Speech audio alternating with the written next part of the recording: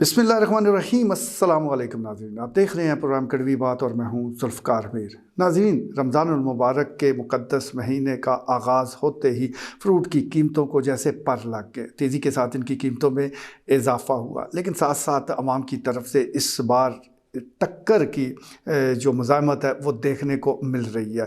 Boycott मुहिम का आगाज़ किया गया, इसका ऐलान किया गया सोशल मीडिया के ज़रिए, और अब उस बाइकाट मुहिम के जो असरात है, जो मुस्बत असरात हैं, वो सामने आने शुरू हो गए हैं और फ़्रूट की कीमतों को रिवर्स गेयर लग गया है। सेब की कीमतों में भी 100 रुपये पर केजी कमी वाक़या हो गया। इसी तरह केला, जिसने बड़ी लंबी छलांग लगाई थी और वो उड़ान भरी थी जो माजी में हमने कभी नहीं देखी, अब उसकी कीमतों को भी वो वापसी की राह दिखा दी गई है और ये सब कुछ बाइकाट मुहिम का नतीजा है। इस बार लोगों ने बड़ी दिलचस्पी दिखाई और मुखलस होते हुए इस मुहिम का हिस्सा बने। हालांकि माजी में भी इस किस्म के ऐलानात होते थे सोशल मीडिया के ज़रिए, फलों की या कोई भी चीज़ ऐसी जो अचानक महंगी हो जाती थी या महंगी कर दी जाती थी तो उसके बाइकाट का ऐलान होता था, लेकिन इस तरह का असर वो देखा नहीं गया जो कि अब देखा जा रहा है। बड़े शहरों में, और ख़ास तौर पर अगर हम कराची की बात करें, तो कई बार वहाँ पर ये कामयाब बाइकाट मुहिम रही है और उसके नतीजे में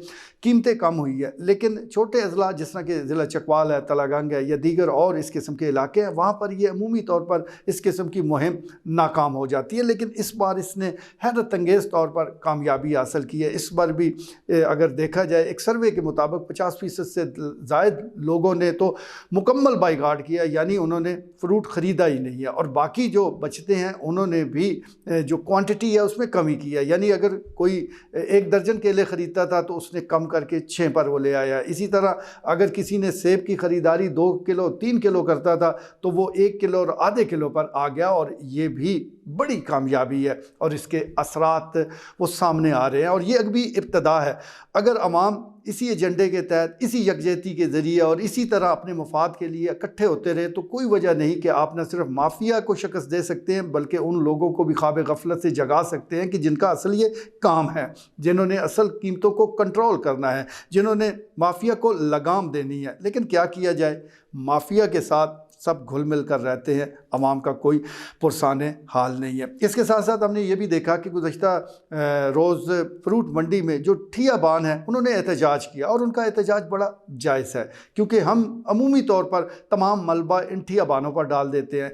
इंतज़ामिया भी या प्राइस कंट्रोल को मजिस्ट्रेट बाहर निकलते हैं तो वो भी इन पर ही भारी जुर्माने डालते हैं। लेकिन देखना ये पड़ेगा कि फ्रूट मंडी में फ्रूट बिक कैसे रहा है। अगर तो सस्ता बिक रहा है और ठियाबान महंगा बेच रहे हैं तो ज़रूर जुर्माना डाला जाए। लेकिन अगर आपने देखा कि फ्रूट मंडी में कीमतें ज़्यादा हैं तो फिर सस्ता ये ठियाबान कैसे बेचेंगे। मार्केट कमेटी की अगर कारकर्दगी का जायज़ा लिया जाए तो वो सिफर है, क्योंकि उसके जो अदाद व शुमार हैं वो खलाई हैं। वो कम से कम ज़मीन पर ना उन पर अमल दरामद हो सकता है, ना अमल दरामद होता है। शायद चांद के लिए या मरीख़ के लिए ही वो रेट निकाले जाते हैं, क्योंकि ज़मीन पर तो उसकी ना कोई वक़्त है, ना उस जो फ़ोटोस्टेट कापी है उसकी तरफ कोई देखता है।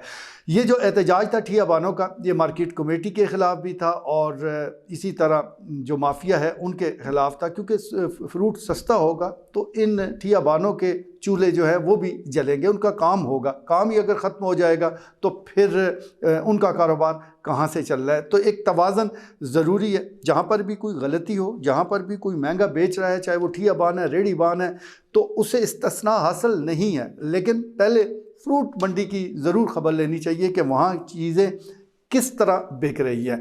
इसके साथ साथ हम सहर और अफ्तार की अगर बात करें, आम आदमी की बात है, आपकी और मेरी, तो हमें भी इस हवाले से कुछ न कुछ कफ़ायशवारी से काम लेना चाहिए। अब सहरी के वक्त अनवा किस्म के खाने और अफ्तार के वक्त पूरे दस्तरखान को सजा देना, ये महंगाई को दावत देने के मुतरादिफ है। हम रोज़ों की बरकत के हवाले से बड़े बयान सुनते हैं, बहुत कुछ कहते भी हैं। आप सल्लल्लाहु अलैहि वसल्लम की हयात तय्यबा का वो हवाले भी देते हैं, लेकिन जब अमल की बात आती है तो फिर हमारी आंखें बंद हो जाती है। रमज़ानुल मुबारक को ही ले लीजिए, आप सल्लल्लाहु अलैहि वसल्लम की ज़िंदगी में 9 रमज़ान उनको मिले, यानी जब ये रोज़े फ़र्ज़ हुए उसके बाद 9 रमज़ान उनकी ज़िंदगी में आए। उनका मामूल था कि महज 2 کھجوریں کھا کر اور ایک پانی کا گلاس پی کر وہ روزہ رکھا کرتے تھے، اور افطاری بھی بالکل اسی طرح سادہ۔ کبھی کبھار ایسا ہوا کہ کوئی اور ڈش ساتھ مل گئی، ورنہ معمول یہی تھا، اتنی سادہ سحری اور پھر اسی طرح سادہ افطاری۔ اصل روزہ تو یہی ہے، لیکن ہم نے روزے کو کھانے پینے کا ایک فیسٹیول بنا دیا ہے۔ انواع قسم کی ڈشز تیار ہوتی ہیں، ایک دوسرے کے ساتھ مقابلے ہوتے ہیں، ایک دوسرے کے ساتھ دکھاوا ہوتا ہے، اور جب تک 4-6 ڈشیں دسترخوان پر سجی نہ ہوں اس وقت تک کہتے ہیں کہ مزہ نہیں آیا۔ تو پھر جو اصل رمضان کی روح ہے، جو روزے کی روح ہے، وہ تو کہیں گم ہو کر رہ جاتی ہے، اور ہمارے سامنے جو بدصورت شکل میں چیز کھڑی ہوتی ہے وہ مہنگائی ہے، جس کا ہمیں اس وقت سامنا ہے۔ ایک اور تجویز دکھی لوگوں کی طرف سے اور جو دل جلے ہیں مہنگائی کے ہاتھ، ان کی طرف سے آ رہی ہے کہ رمضان المبارک کے شروع ہوتے ہی کولڈ سٹوریج کی جو بجلی ہے اس کو منقطع کر دیا جائے، یعنی 1 مہینے کے لیے اس بجلی کو بند کر کے ذرا دیکھیں، تو پھر وہ مال جس طرح مارکیٹ میں آئے گا آپ یقین جانیے کسی سے سنبھالا بھی نہیں جائے گا۔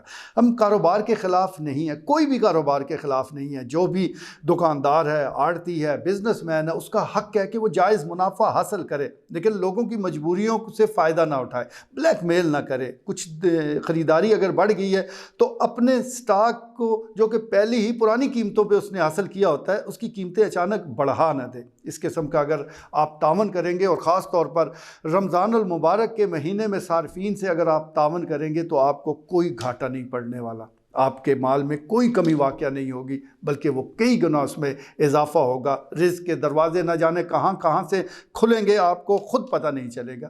ذرا اس طرف آ کر تو دیکھیں، ذرا عوام کے ساتھ تعاون کر کے تو دیکھیں، ذرا اصلی جو اسلامی حکم ہے اس پر عمل کر کے تو دیکھیں، پھر آپ کے خزانے نیکیوں اور مال سے، دنیاوی مال سے کیسے بھرتے ہیں، اس کا آپ نے کبھی تصور بھی نہیں کیا ہوگا۔ آج کے لیے اتنا ہی، اجازت دیجیے، اللہ نے کے بعد۔